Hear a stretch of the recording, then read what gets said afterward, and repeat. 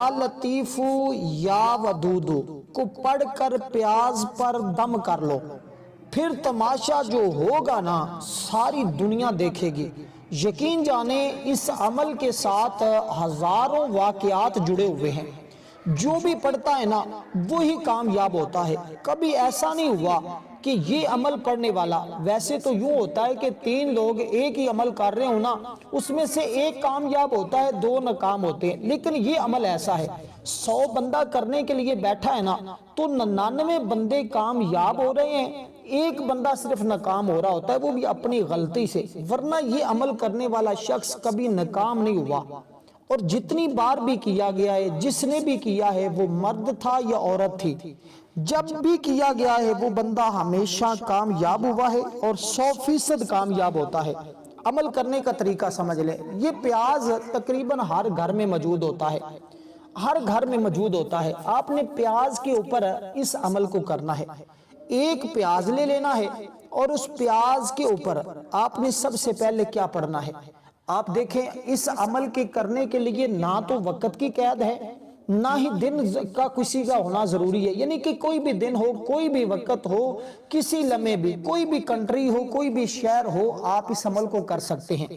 یہ عمل کرنے کے کون سے ایک ہی طریقہ اس عمل کے کرنے کا، اور مقصد ہزاروں ہوں تو اس عمل کے ذریعے حل ہوتے ہیں۔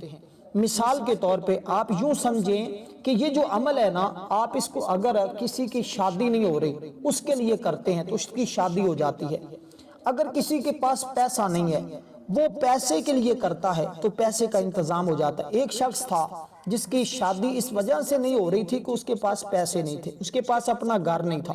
جب یہ عمل کیا، گھر بھی مل گیا، پیسہ بھی مل گیا، شادی بھی ہوگی۔ اسی طرح ایسے معاملات جو گھریلو جھگڑے ہوتے ہیں وہ بھی اس کے ذریعے حل ہو جاتے ہیں۔ صرف یہ 2 اسم مبارک نہیں ہیں، یہ چند ایک اسم مبارک کا مجموعہ عمل ہے، اور ہمیشہ وہ بندہ کامیاب ہوا ہے جس نے بھی عمل کیا۔ اب ذرا سنیے گا، آپ دنیا کے جس کونے میں بھی بیٹھے ہوئے، لازمی نہیں کہ آپ یہاں ہی بیٹھے ہوئے اس عمل کو کریں نا، کہیں بھی رہتے ہیں آپ اس عمل کو کریں۔ دیکھیں سب سے پہلا جو اس میں مبارک ہے نا، اب اس عمل کو ذرا سمجھیے گا، مکمل ترتیب بتانے لگا ہوں۔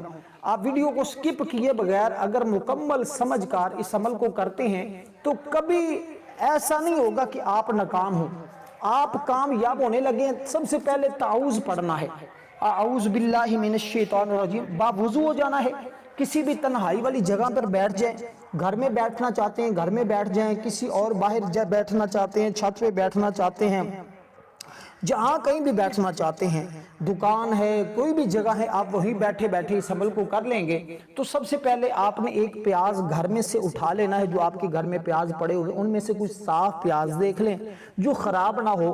آپ وہ پیاز کسی صاف کاغذ کے اوپر، سفید رنگ کا ایک کاغذ لے لیں، کاپی کا جو کاغذ ہوتا ہے اس کے اوپر کوئی لکھائی نہ ہو، بالکل وائٹ کلر کا ہو۔ آپ اس وائٹ کلر کے لائنیں بنی ہوئی تو کوئی حرج نہیں ہوتا، صرف آپ نے اس بات کا دھیان رکھنا ہے کہ اس کے اوپر کچھ لکھا ہوا نہ ہو۔ آپ صاف کاغذ کے اوپر وہ پیاز رکھ لیں۔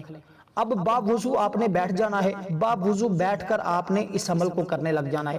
سب سے پہلے کیا پڑھنا ہے؟ آپ نے تعوذ پڑھنا ہے، یعنی اعوذ باللہ من الشیطان الرجیم بسم اللہ الرحمن الرحیم۔ تعوذ اور تسمیہ پڑھنے کے بعد اب آپ نے اس کے اوپر درود پاک پڑھنا ہے۔ اللہم صلی علی محمد وعلی آل محمد کما صلیت علی ابراہیم وعلی آل ابراہیم انک حمید مجید۔ اس طرح آپ نے اس عمل کا آغاز کرنا ہے۔ دیکھیں یہ تعوذ اور تسمیہ کیوں پڑھا جاتا ہے؟ تعوذ اور تسمیہ اس عمل کے لیے انتہائی ضروری ہوتا ہے، کیونکہ تعوذ پڑھنے سے شیطان اس عمل کے اندر دخل اندازی کرنے سے باز رہتا ہے اور بندہ عمل کرتے ہوئے کامیاب ہو جاتا ہے۔ تو یہ اس کے اندر ایک راز ہے، اور بسم اللہ سے ہمیشہ ہر عمل کو شروع کیا جاتا ہے، اور حدیث پاک بھی جو کام بغیر بسم اللہ کے شروع کیا جائے، جو جائز کام بغیر بسم اللہ کے شروع کیا جائے وہ ہمیشہ ادھورا رہتا ہے، وہ کبھی پایہ تکمیل تک نہیں پہنچتا۔ اور پھر میں ایک عرض کرتا چلوں، یہ بسم اللہ قرآن پاک کی کنجی ہے، بلکہ ہر دینی دنیاوی جائز کام کی کنجی ہے، اس کے بغیر کوئی کام ہوتا ہی نہیں ہے۔ اور تفسیر روح البیان کے اندر بھی یہ بات لکھی ہوئی ہے کہ بسم اللہ یہ ایک ایسی طاقتور دعا ہے، ایک ایسی طاقتور آیت ہے جس کے ذریعے بسم اللہ مجریہا و مرساہا حضرت سلیمان علیہ السلام کامیاب ہوئے، اور انہوں نے یہ ملکہ بلقیس کو خط لکھا تو اپنے خط کی ابتدا بسم اللہ سے کی، اور ان کے نکاح میں ملکہ بلقیس آ گئی۔ اور اسی طرح اس کے علاوہ اس کے اور بڑے واقعات ہیں، وہ میں بتانے سے عاجز ہوں، پھر کبھی بتاؤں گا، کیونکہ پھر اس طرح ویڈیو لمبی ہو جاتی ہے، پھر بہت سارے لوگ دیکھنا ان کے لیے مشکل ہو جاتا ہے سننا، تو اس لیے پھر وہ وظیفے کو صحیح سنتے نہیں، پھر صحیح کرتے نہیں، پھر وہ کہتے ہیں شاید یہ وظیفہ اتنا طاقتور نہیں ہے، اتنا کامیاب نہیں ہے۔ تو اس وجہ سے میں کوشش کروں گا آپ کو بڑے اختصار کے ساتھ یہ عمل بتا دوں اور سمجھا دوں۔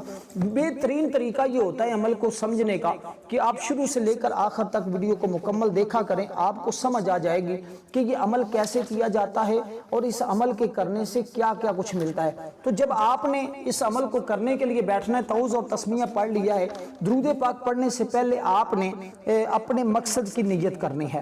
اب کوئی بھی مقصد ہو سکتا ہے، وہ چھوٹا مقصد ہو، بڑا مقصد ہو، دنیا کی چھوٹی حاجت ہو، بڑی حاجت ہو، مال و دولت کا مسئلہ ہو، یا شادی کا مسئلہ ہو، یا دنیا کا کوئی بھی مسئلہ ہو، آپ نے بس اس کو ذہن میں رکھنا ہے۔ ایک شخص کی دکان نہیں چل رہی تھی، اس نے یہ عمل کیا، دیکھیں یا ودود، اس سے لوگ آپ کی طرف آتے ہیں۔ یا لطیفو، اس کا مطلب ہے نرمی کرنے والے، لوگوں کے دلوں میں آپ کے لیے نرمی پیدا ہوتی ہے۔ پتھر بھی جو ہوتا ہے نا، وہ کتنا سخت ہوتا ہے، اگر یہ عمل کیا جائے تو پتھر بھی نرم ہو جاتے ہیں۔ یہ ایسا عمل ہے۔ اب آگے خود آپ اندازہ لگا لیں کہ یہ کتنا قیمتی عمل ہے جو آج میں آپ کو بتانے جا رہا ہوں۔ تو اسی طرح وہ صاف کاغذ کے اوپر آپ نے وہ رکھا، آپ نے اس طرح عمل کا آغاز کیا، اور اپنے مقصد کو آپ نے اپنے ذہن میں تصور میں رکھ لیا۔ اب آپ نے درود پاک پڑھنا ہے جو ہم نماز کے اندر پڑھتے ہیں، اللہم صلی علی محمد وعلی آل محمد کما صلیت علی ابراہیم وعلی آل ابراہیم انک حمید مجید، اللہم بارک علی محمد وعلی آل محمد کما بارکت علی ابراہیم وعلی آل ابراہیم انک حمید مجید۔